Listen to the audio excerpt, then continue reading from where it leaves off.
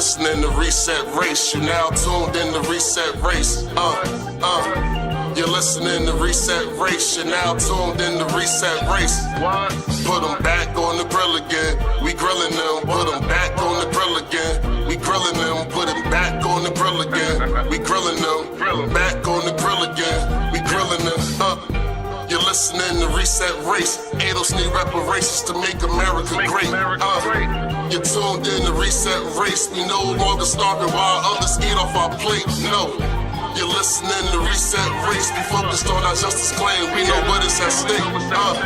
You're tuned in to Reset Race. You'll find out who really about justice and really who fake. Lineage go back to U.S. Southern plantations. Lineage, Jim Crow and mass incarceration.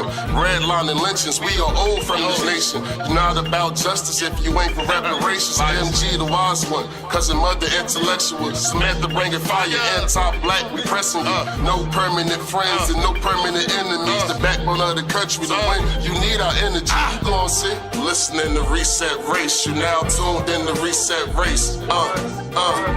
You're listening to Reset Race. You're now tuned in to Reset Race. Put them back on the grill again. We grilling them. Put them back on the grill again. We grilling them. Put them back on the grill again. We grilling them. Back on the grill again. We grilling them. You're listening to Reset Race. ADOS need reparations to make America great. You're tuned in to Reset Race. We no longer starving while others eat off our plate. No. You're listening to Reset Race. We focused on our justice claim. We know what is at stake. You're tuned in to Reset Race. You'll find out who really about justice and really who fake. In favor of abolishing the death penalty because 4% of the time we kill the wrong people, okay? Would I be telling a Democrat in the 2020 race to run with and put that front and center? Yes, I, as a candidate, am running on abolishing the death penalty. No, I wouldn't tell them to do that. Why? Because the death penalty is actually popular in this country. I haven't seen polls recently, but the last time I saw them, it was about 53%, 54% of the country that supports the death penalty. So, can we please stop there? This is called... Oh, Lord. If this was 1865, Kyle would be like, hey, ending slavery is falling really terrible. You know, we don't need to do that right now. I'm against slavery, but for right now, it's polling terribly. So we got to get over here and raise the polls on letting Black people out of chattel slavery and bondage. And then we can go ahead and do this whole Reconstruction thing. Like, I'm so serious. Like, yo, white liberal progressives, do y'all listen to yourself? I'm sorry. Maybe it's because you guys have no historical context. And I blame America for this because you guys act like America is one generation of people. I knew my great-grandmother. My great-grandmother died when I was in my 20s, and I knew my great-great-grandmother. Like, multiple generations create a life. So you guys act like everything just happened yesterday. Like, you guys have no historical context. So for you to be like, oh, well, we're just not going to do that because it's not popular. A lot of things are not popular when it's for Black people, ADOS people. You can't just like, oh, this is not popular. Like, you know, at one point in this country, it was illegal to be gay, not to get married, to be gay. So that's like you being like, well, you know, it's not really polling well for, you know, it to not be illegal to be gay. Like, how crazy would it sound if somebody said that out loud? If somebody got on a podcast right now and said, it's not polling well for gays to just be able to be gay, not be married, which now is normalized for us. Like, we're like, what do you mean? What do you mean they can't get married? What? Huh? Are you crazy? Like, what's wrong with you? Yeah. Well, Uncle live together. Yeah, absolutely. Yeah, you understand what I'm saying? So could you imagine somebody having this conversation right now about gay people? Maybe these conversations were going on in the 90s, but the way y'all talk about ADOS Black people, listen. So this is what I'm gonna need everybody to do, and I mean this with all due respect. Before you say anything about ADOS Black people, think this. Would you say it to a Jewish person? And would you say it to a Jewish person on a recording where it could be repeated?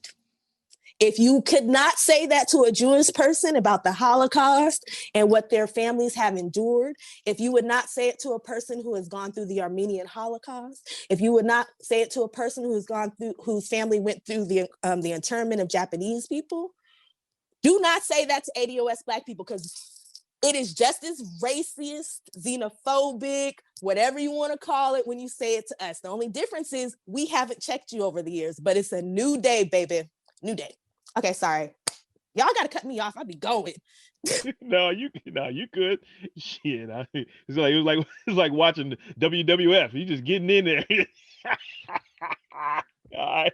Man, no, for real. Like, I'm going to use events. Like, when you see me, you know, treat me like an old white woman with a cat. Like, if you wouldn't go, if you wouldn't go up and say nothing crazy like that to a nice old white lady with a cat who live up the street, don't talk to me like that. Don't talk crazy to me. No, sorry, treat me like an old Jewish white lady. Because you're going to give her even more respect, and you're going to respect her people and her family, because you understand what her family has went through, as you should. Absolutely. Everything I say about them is with respect because of what their people went through. And I would never disrespect their people like that, ever. Absolutely. All right, Big John. I know it's a hard act to follow, Big John. Sorry. Shit, man. She on fire. That's what I came for. I wanted this smoke. I need it. I'm happy I got my team to get these lefties smoke. I'm with it. I want more smoke from Sam. I want Mud. I need you to give more smoke. I'm just gonna keep hiking on them. I don't care. I'm here. I'm all for. I'm all for family. Be here. We having a good talk, because you know I think a lot of times I mean, as far as ADOS, like we really do need to, you know, kind of the left been out of control, man.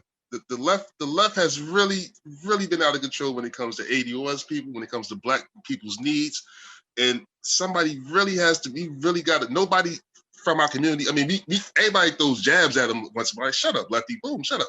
But like we got to stay on them, man, because they it's just so like what Sam said, it's just very disrespectful, and then the way they move is very disingenuous.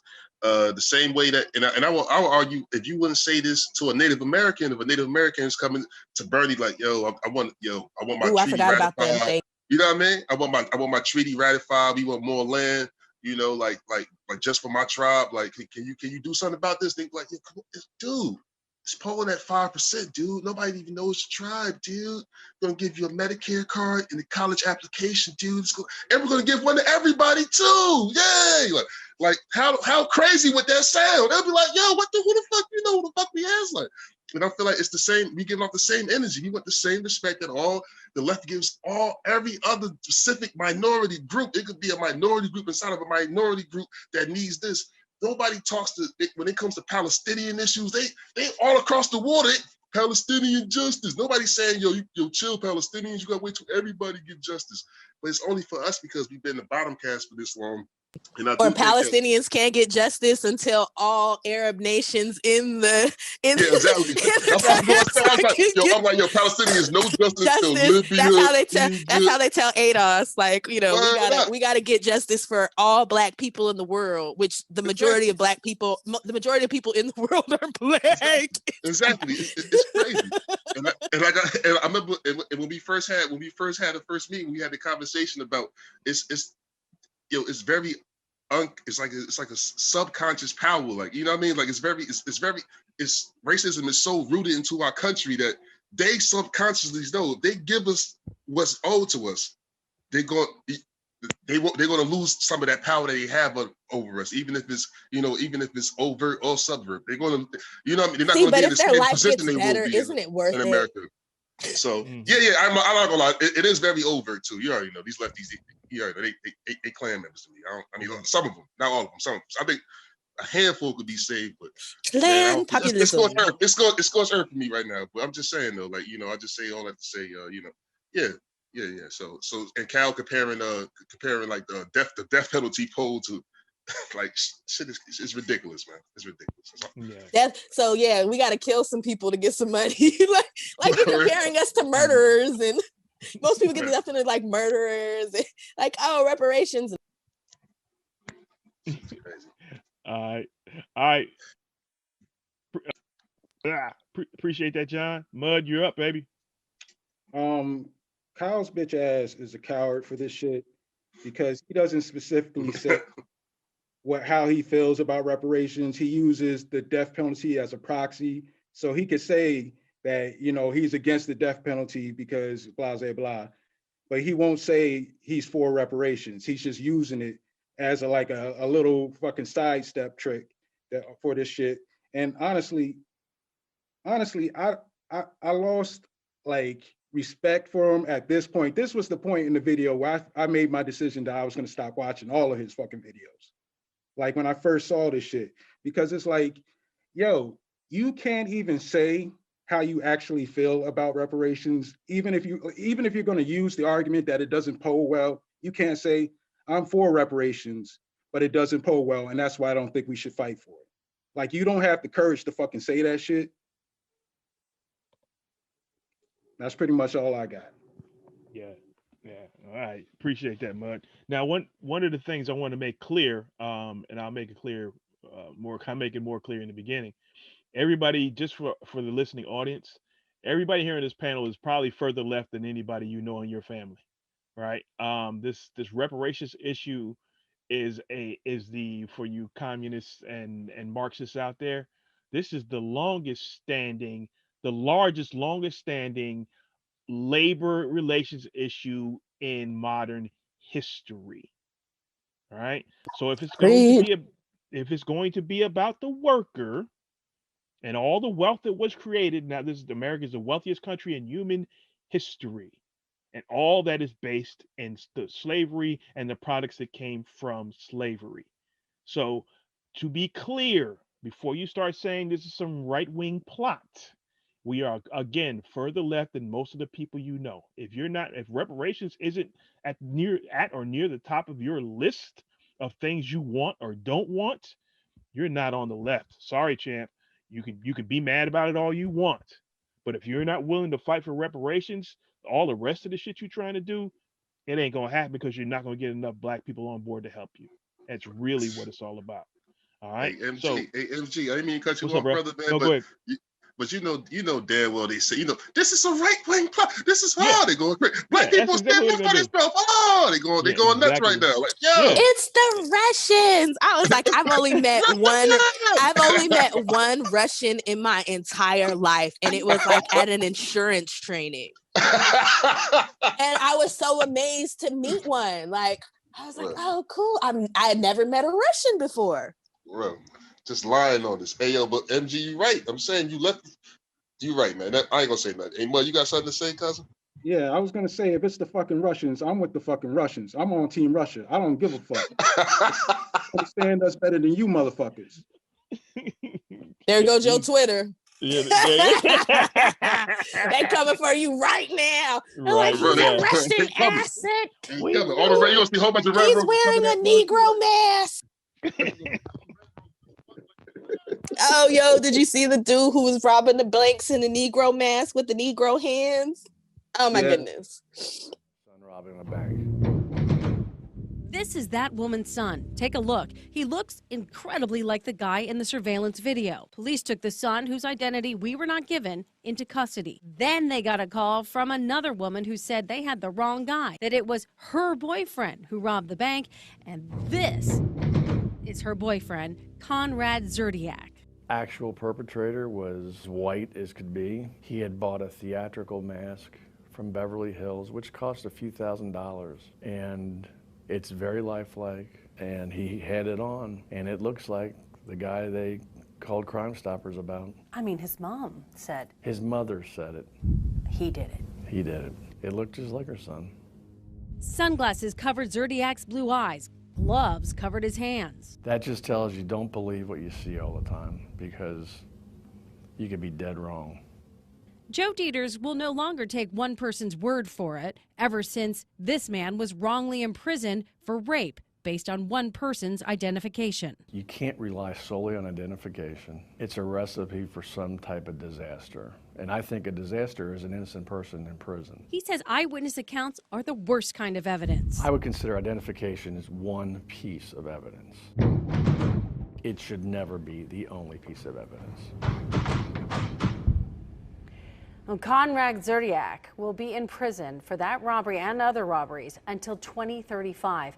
And we want to show you something. The prosecutor let us borrow this. This is the mask used in that crime. It has been sitting at my desk now for about a week, freaking everyone out. The whole newsroom's been yeah, I talking mean, about it's really, it's unbelievably lifelike.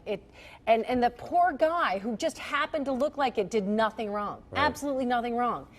But this thing, you can look him up. You can buy them several $100s, right. thousands of dollars. And there are several cases actually across the country where it is thought that people are using these types of masks, Hollywood masks, to get away with crimes. Yeah, it's absolutely. really, really I'll remarkable. attest to the creepy part. I'll It tell you does. that. Sure It's is. very But realistic. it does also question, like, you got to question what you see. Did you really see that? His mom thought it was him, and it wasn't. All right. So, just for me, so I can finish my thought before I get so brutally interrupted. If we talk now, Kyle, no, I'm just messing with you, bro. And Kyle, now on to my argument here is, John mentioned something, but John said something that was important. He said the left is out of control, right? And there's out of control meaning they're pointed in the wrong directions. And I wrote an article a while back is that they got caught up fighting the wrong fights at the wrong time, right?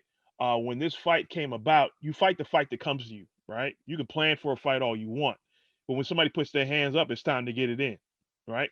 So reparations was one of those fights that was brought to you. It was brought to your front door. It was brought to your doorstep, and you failed to take on that fight, right? So just to use Kyle's death penalty argument as fallacious as it may be, if Elizabeth Warren, Kamala Harris, and Cory Booker all stood up and said we're against the death penalty and put it on their platform, Bernie would have put it on his platform. So let's not even go anywhere near that. He would have put it on his platform in the blink of an eye, right? Because he believes it, right? Should have been the same thing with reparations, right? And I understand reparations is probably a heavier lift. I get that. But you got a war chest. He had the biggest war chest in the beginning. He had the biggest war chest in the Democratic race, right? Until billionaires started getting in there. He had the biggest war chest in the race. So you had the war chest. You got the people. Get out there and make your case. That's what should have happened. Okay, so all right. So we're gonna move on to the next segment here. All right, Sam, you ready? Yep, I'm ready. 54% of the country that supports the death penalty. So this is called not being a dumbass and winning elections. This is called using your advantages. This is called crafting a campaign that gets widespread support and propels you to victory. And then in the case of the death penalty, if you get elected and then you have the opportunity to do something to stop the death penalty, even though you didn't run on it, yeah, fight to change public opinion on that issue, and then do the right thing and get rid of the death penalty. But on the issues of reparations specifically, it only has 32% popularity. So in some ways, it's like a weird race to the bottom type thing where Dear progressives, calling reparations a race to the bottom, I don't want to call it racist, but it is anti-Black. And let me tell you why. We are the poorest group. The median wealth in Boston for a US-born Black family is $8. $8. Los Angeles is like $4,000. Washington, D.C. is $3,500. White families in a white family in Los Angeles, we have California, Los Angeles, $4,000 for US-born Blacks. White people, $355,000. So I need you to, when you start saying that, like, this is the difference between surviving, this is the difference between survival and death. We are being murdered in the street. Our people, 50% of the people that are homeless in this country are Black. We are 14% of the population, but 50% of the homeless. If you don't know that, and if you don't care about that, and you call yourself a progressive, I don't know what you're progressive about. So you can't say you care about people and tell Black people that we need to get behind. Tell me how free college helps the homeless people. Literally up the street from me, there was a whole homeless encampment that the police just cleared out last week, and the policeman coming back, making sure it doesn't come back. How does it help How does free college help the Black people who are homeless right now? It doesn't, because you need time to think. You need a place to live. You need certain things to go to school. Like, we need money, period. That's what we need. That's what we don't. That's what we need. Y'all need everything else because you guys are stable. So you're talking to us like we have stable Black communities. Our communities are not stable. What you guys are experiencing right now in COVID is our everyday life. So your interests and our interests are not the same. So you can't give me what works for you, because that only works for maybe 5% of Black people. So y'all keep talking about class. Everything that you're proposing mainly affects the top 5% of Black people. Outside of that, it don't really affect them that much. So you don't even understand why on the margin, like you're chipping away at the margins, and then you're gonna say, well, hey, Black people, we gave you this, we gave you that. You're still struggling because you didn't give us what we needed. So stop telling me what I need. Like, a long time, I come from the personal development space. So I used to, read a lot of books, Think and Grow Rich. A long time ago, I saw Lisa Nichols in person, and she said, your customer will tell you what they want. They'll tell you what product they want. Black people are telling you what we want. ADOS people are telling you what we want. And you were telling us, no, you want this. And that's why you're getting the response that you're getting. So y'all better figure it out, because the same way that I can't get out here and be like, no, we don't need Medicare for all, and no, you don't need no free college, y'all not going to join behind me. So why do you think I would join behind you? That's like me being out here being like, F the environment. We can do that later.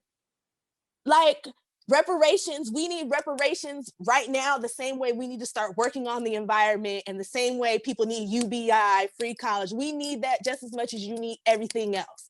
So either you're gonna pick up the Black plight and fight with us, or we're gonna keep fighting each other and let all the oligarchs with all the money keep winning.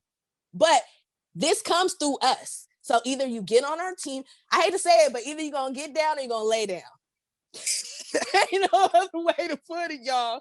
I'm sorry, y'all can be mad at us all that you want, but if you could do it without us, you would have did it already. Period. Like, you still need us, and even more than that, on a spiritual level, you need our energy. You need Black people ancestors to decide that they want to save this country, and they only gonna do it if they people ask them to. And with us rooting for y'all to fail, it's all bad. So I'm gonna let y'all go. I'm sorry. All right, thanks, Sam. All right, John. Again, sorry, you got to follow that. Yeah, nah, man. I love this. I live for this shit. I love this. Sam going, no. I've been waiting for this, man.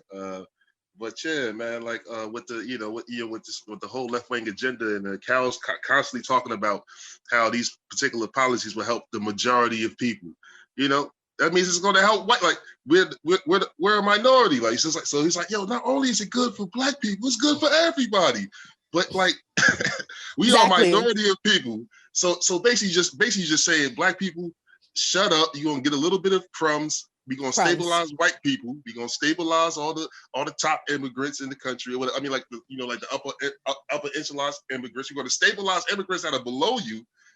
Like, give them citizenship, put them above you, and you're gonna get some crumbs. The other side, you ain't gonna get no crumbs, and the Republicans ain't gonna really give you nothing. So just shut up. That's what. And John, can you touch on that wealth transfer they're about to get as well?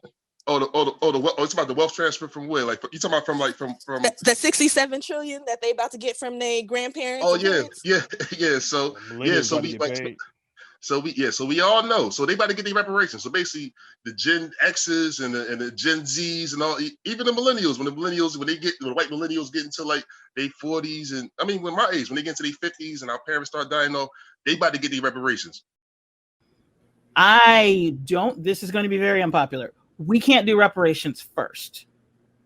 And the reason why we can't do reparations first is because with the level of wealth inequality that we have in this nation right now, if we were to do reparations first, that would paint a giant target on the back of every Black person in this nation. That's perfect. So do we want to move to the great wealth transfer then? Because they're talking about how we got to fix everybody because everybody's poor, right? Mm-hmm. Let me zoom out finally. Good, thank you. Oh my God. Okay. Woo. whew, so everybody's poor. We got to save everybody. White people are poor too. So yes, there are like something like 40 million poor white people, but there's something like 147 million white people. So 100 million y'all got money still. So for those 100 million who got money, which yes, your parents who own a house and your grandparents who own a house, yes, this involves you because that's money. That's a wealth transfer. So if your parents ever bought you a car or helped you with a loan, or don't let your parents have bought you a house, all of this stuff, that's a wealth transfer. So welcome to the Wall Street Journal. Older Americans stockpiled a record 35 trillion. The time has come to give it away. And I'm lazy. I don't want to read this. So I'm going to make y'all listen to the computer read it. And let me know if y'all want me to pause it so we can comment on it. Okay? All right, cool.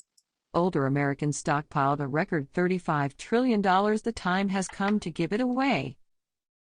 Transfers to heirs and others are unleashing a torrent of economic activity, including buying homes, starting businesses, and giving to charity. By Ben Eisen and Ann Turgeson. July 2, 2021, 10 a.m. Eastern Time. The greatest wealth transfer in modern history has begun. Baby boomers and older Americans have spent decades accumulating an enormous stockpile of money. At the end of this year's first quarter, Americans aged 70 and above had a net worth of nearly $35 trillion, according to Federal Reserve data. That amounts to 27% of all U.S. I just want to pause for a second just so people can understand. Black America as a whole has $3 trillion. That includes Oprah, that includes that includes all our Black billionaires, that includes everybody. 3 trillion. Sam, are you saying that there's wealth inequality between us and white people? Who knew? Oh my God. I don't even know. Oh my God. Do I have to break out the charts? But let's just go through what they have. I'm going to keep playing. Do y'all have anything before I keep going? Because I know this is a lot, but y'all got anything?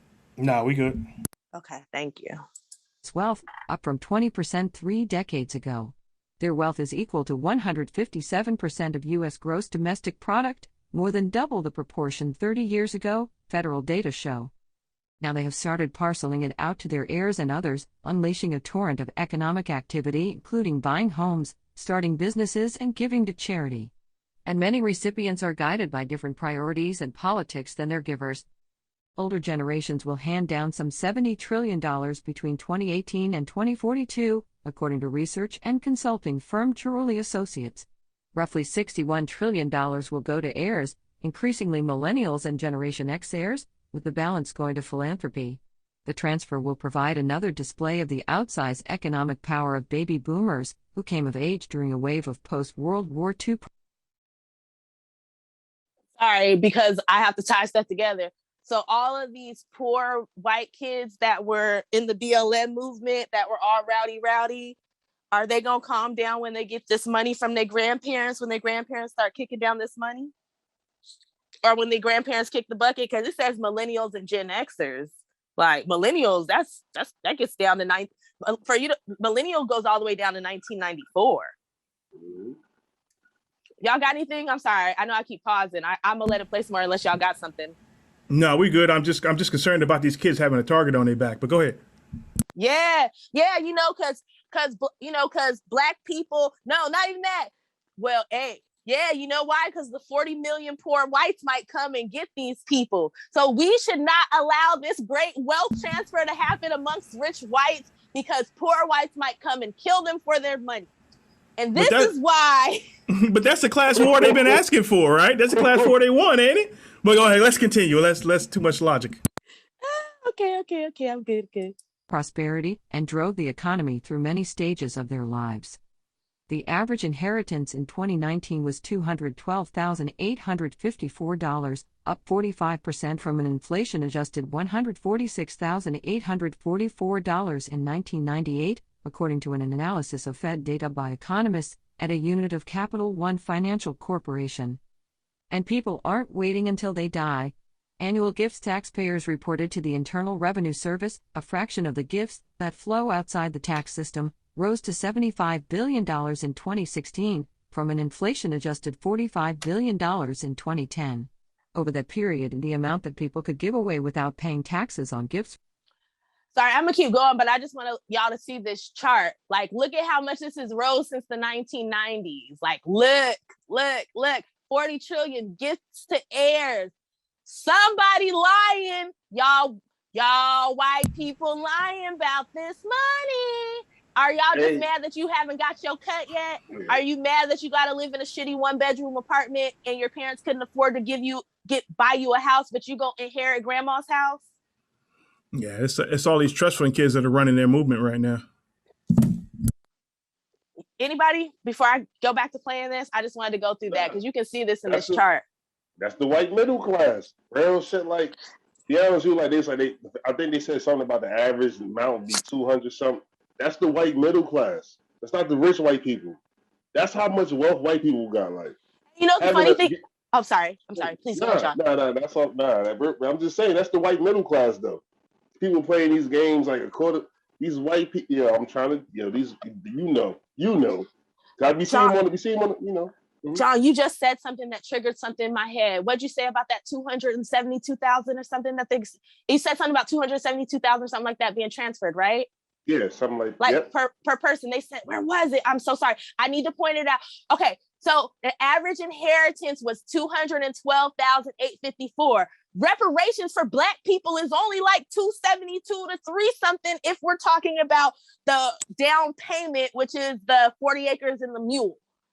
So white people are getting reparations every fucking generation. Wealth we weren't allowed to accumulate. Sorry. Anybody else? I'm sorry. Forgive me. Mud, come on. I need you to say something. Oh, I'm like driving right now, but yeah. John is right though. I do think though, when we talk about like, we got to be careful when we talk about the middle class based on wealth, because, it could be a whole totally different game, because the way our society works, we base it all on income. We don't even talk about wealth when we're talking about middle class, upper class, and all this shit. That's facts.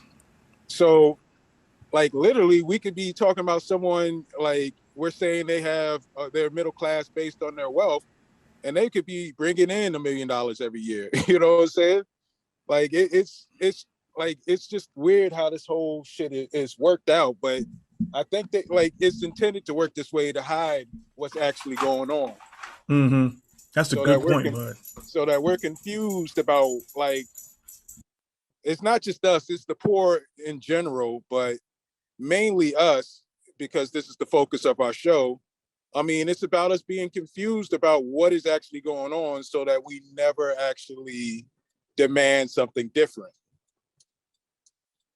But yeah, that's all I got to say about that, That's good. Very good points, Mud. Very good points.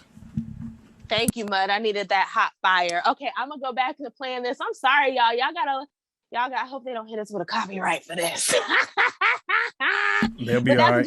That's what you get for taxing people. Rose from $1 million to more than $5 million for individuals, and from $2 million to more than $10 million for couples. That gift tax exemption rose again in 2018 and today is $11.7 million for individuals and $23.4 million for couples. In 2026, it is scheduled to return to the 2017 level of $5.49 million per person, adjusted for inflation. Kingston, New York, which sits along the Hudson River north of New York City, is seeing the effect of the approximately $9 trillion expected to flow into philanthropy. When Berkshire Hathaway Incorporated chief executive Warren Buffett, who is 90, decided to give away nearly all his money, he directed big chunks of it to foundations run. Okay, now I'm gonna have to go back to reading because I don't care about that shit. Let's talk about the money going to the white kids. Yeah. Okay. Inheritances and gifts can bring financial stability to some recipients, and for others can provide the freedom to take more risk. Something data have shown drives a great willingness to invest in stocks and increase riskier work ventures, such as starting a business that have potential for bigger payoffs. 20 years ago, Bart Boyer, 73, gave each of his 4 children stock in the financial advisory firm he founded in Asheville, North Carolina.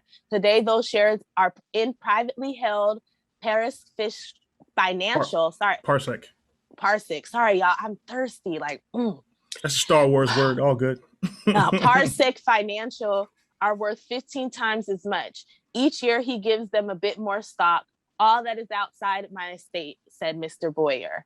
Recently, Mr. Boyer and his wife Elaine set up trusts for 5 grandchildren of $25,000 each and plan to give annually for at least a decade. Fred Hampton, leftist, you don't want Black people to get no money? Are you gonna stop this wealth transfer? They don't want to stop it. They like y'all gonna stop this wealth transfer? Listen, I don't need y'all to talk about reparations. I need you to talk about how we need to be taxing white people for this wealth transfer. That's in your wheelhouse. This is in your capitalist wheelhouse. So I'm gonna point you where you should go so you get the fuck up out our business, because reparations ain't your thing. But this should be your shit right here. And then they about to get and our boomer class is going to die off. They have no liquid to pass down, nothing, and it's going to leave us a permanent underclass. They're not understanding this. They're not understanding you must stabilize the native Black population before you implement any large sweeping left-wing redistribution programs, things of that nature, because it'll fail. It'll fail, and I'm tired of these motherfuckers. They lie. I'm tired of them, because it's like, yo, just let go of the anti-Blackness. Do you want to win? Like Sam said, do you want to win, or do you just want to still realize your answer? Yeah, what are y'all doing? Do you is us being on the bottom still that important to you? You know what? Fuck it, man. Fuck it. We found another way to you have to fix us to fix America, period. Every time something happens for Black people, ADOS, the country moves forward. Slavery abolished, country moves forward. Reconstruction, country moves forward. Then desegregation, civil rights, country moves. Every time the country moves forward, everybody we drag we got to carry the whole weight of the fucking country on our back for this shit to move forward. And if these people understand history and they understand numbers and data, I don't understand why they don't see that. This is the final step of the civil rights movement. The economic part, the economic justice part that MLK was talking about. This is the final step. So, and I always ask the democratic socialists, all right, it's Sweden, Denmark. I'm like, well, how does the 3 Black people that live in Sweden, how do they live compared to the majority Swedish? No. Majority Danish population. I hate to jump in on that. But the reason why their society has everything that they have is because it's homogeneous? Is that what the word I'm looking for? Homogeneous society. It's majority white. So the reason why this country has such a shitty labor movement, such shitty safety net, is because they use Blacks to undercut whites. So it's nah, we can't do welfare. Those lazy Negroes are gonna get welfare, but the majority of the people that are on welfare are white women. So you're throwing your white women into the fire just so you can make sure a few Black people don't get something. So this is the thing, y'all gotta let, like you say, you gotta let the anti-Blackness go. You don't understand why all of these policies. We need affordable housing. We need housing as a human right. You know why you can't have affordable housing? You know why you can't have housing as a human right? Because people don't want Negroes moving in their neighborhoods. So because of that, they have to outprice Black people. And they feel like as a white person, you should have enough money to not have to live with Negroes. And if you don't, it's on you. So then you have to live in bad schools, or you end up living in poorer communities. And that is an anti-Black thing. People say it's class, but it's more race than it is class. Absolutely. Because even rich Black people deal with discrimination in wealthy neighborhoods. Yep. Sam said it all for me. I'm done. Forgive me, I'm so sorry. Oh, no. Sorry. I'm done. I'm done. I'm about to take a nap. I'm done. She's killing it. All right, John. Appreciate that. Mud, you're up, baby. I mean, the best part about going back and looking at this video is the ability I have now to laugh at how smug this motherfucker was about how he thought he had the best plan for getting elected. And look at them now. Look where they at. They don't know what to fucking do. They have nothing now. And really, if they had ran with the reparations thing, think about this. Bernie, by March time, when the George Floyd shit happened, he would have been unfucking touchable if he had reparations. Bernie at marches leading all them white people screaming Black Lives Matter, that a 50-year runaround from when he was marching in the 60s. What? That would have been, man, that would have been the best storyline ever. People love a good story. He would have just walked into the White House. Like he really would have if he had took on this issue. Could you imagine if he would have been like reparations and bringing back the poor people's campaign? Like we're gonna combine reparations with the poor people's campaign. We're gonna complete Martin Luther King's mission. What, man? Let me tell you, y'all don't know how to run a campaign. Y'all stupid. Y'all could have made finally, like, come on. Especially there's more poor whites in this country than anybody. How y'all don't even know how to set up something where y'all can create a real coalition. And I just believe the Democrats want to lose. And like you were saying earlier with the fucking like tying this into like the greatest injustice of labor that has happened in this country. You could have easily went from that to talking about your like all your labor ideas for the Green New Deal, all this shit, the $15 minimum. You could have easily went from that to that. But what you guys do now is y'all use our story, y'all use our suffering to sell all these universal plans. And then we look at you pissed off, like, what the fuck are you doing? Because you're leaving us out for the most part. But if you had started with reparations, we would have been on board. We wouldn't have given a fuck what you said after that point. That's facts. But hell yeah. Period. What's your cousin for real? I'm sorry, bud. You done? You good? Yeah, go ahead. All right. So I will get I got 2 quick points in. All right, we're gonna do a little. We had a little history. We're gonna do a little science. All right. So when we started talking about talking about moving to different planets, we're gonna put colonies on Mars or colonies on the moon. There was a process called terraforming, turning that space into terra meaning Earth, turning that space into livable, wherever it was, the moon, Mars, wherever, turning that space into some sort of livable space for humans, right? So what I believe is going on, all right, we're going deep into conspiracy theory territory, but I don't think so. But it's also along the lines of what Chris Hedges talks about, right? So what we're looking at is corporations have decided that offshoring is inefficient, right? So what they're trying to do is they already torn the labor movement down. They're tearing everything else down so people will work for anything, right? So that's when they'll start talking about bringing jobs, manufacturing back here. People say manufacturing is gone for good. That's bullshit. If you have the right set of incentives through law, the manufacturing can come back. If we subsidize it, manufacturing can come back, right? So that's what we're looking at. So we have to be clear. We have to be very, very clear about what's going on, right? We are at our subjugation is part of that process, right? Because we are the only ones in the modern history with any W's against white supremacy. Only us. We're the only ones with wins against white supremacy. Only us, right? So we have to keep that in mind. And keeping us at the bottom is part of keeping everybody else down. As my mother used to say, the only way to keep me in the ditch is to stay down there with me, right? So that's by keeping us at the bottom, everybody else gets pulled down to the bottom. And they're even trying to slide people underneath us, right? So to make sure we have a bottom. There's always going to be a bottom, right? Even if we disappear tomorrow, there's always going to be a bottom. So we have to be aware of that. Even as we are fighting for our own reparations, it's a part of a larger scheme, right? But of course, we have to prioritize ourselves. I just want to put that out there. All right. The second thing is real quick.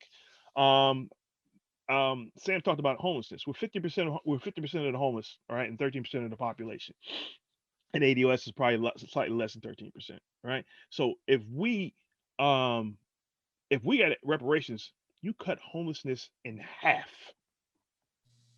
food insecurity cut in half. Right? Overnight. One policy. Right? Yep, housing as a human right. Boom. Yeah. 50% of Black people have a home. Just that 50% quick. of the homeless have a home, and that's 50% of the Black people.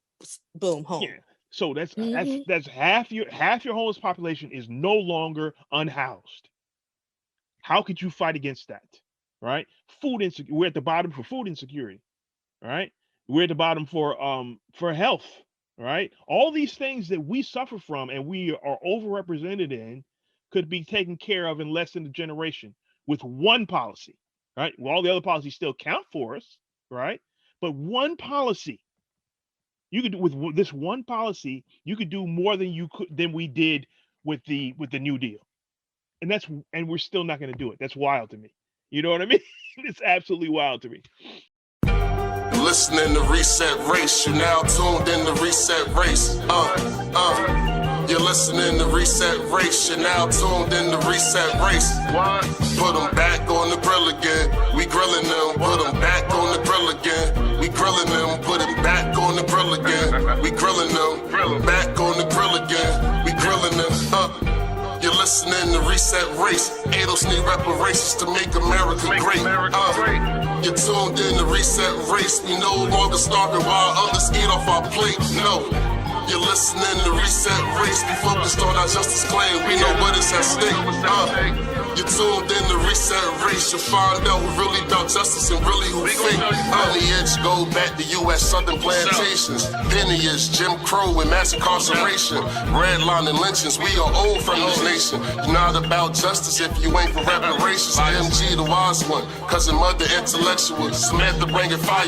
Anti-black. We pressing you. No permanent friends and no permanent enemies. The backbone of the country. To win, you need our energy. You gon' see. Listening to Reset Race. You now tuned in to Reset Race.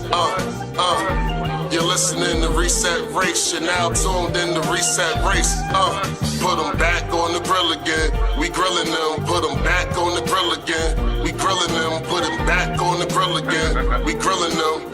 Back on the grill again. We grilling them. You're listening to Reset Race. ADOS need reparations to make America great. You're tuned in to Reset Race. We no longer starving while others eat off our plate. No. You're listening to Reset Race. We focused on our justice claim. We know what is at stake. You're tuned in to Reset Race. You'll find out who really about justice and really who fake. Until you do right by me, everything you think about is gonna crumble. Hey, this is MG from Reset Race. We're growing and so is our mission.